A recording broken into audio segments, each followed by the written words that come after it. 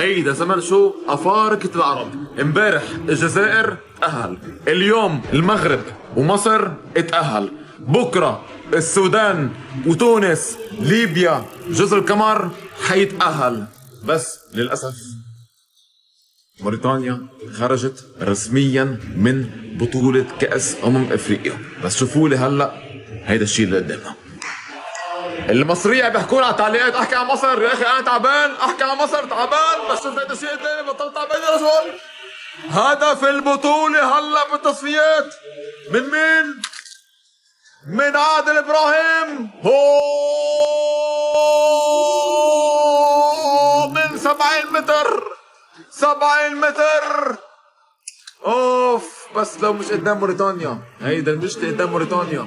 هارتك يا اخواتنا موريتانيين، بس هدف لازم نطبل له، هدف لازم نطبل له. وايضا ما ننسى اللي صار بالمغرب اليوم، بدك تطبل له 4 مثل ما عودنا كل مرة بالأربعة والخمسة والستة لحتى يكتب التاريخ الأكبر. هلا أصبح أقوى هجوم هلا بدور المجموعات بين كل المنتخبات العربية والأجنبية، العربية والأجنبية. وهلا ألف مبروك لكل المنتخبات العربية يلي تأهلت بإفريقيا، وعقبال الباقيين نرفع راسنا فيكن.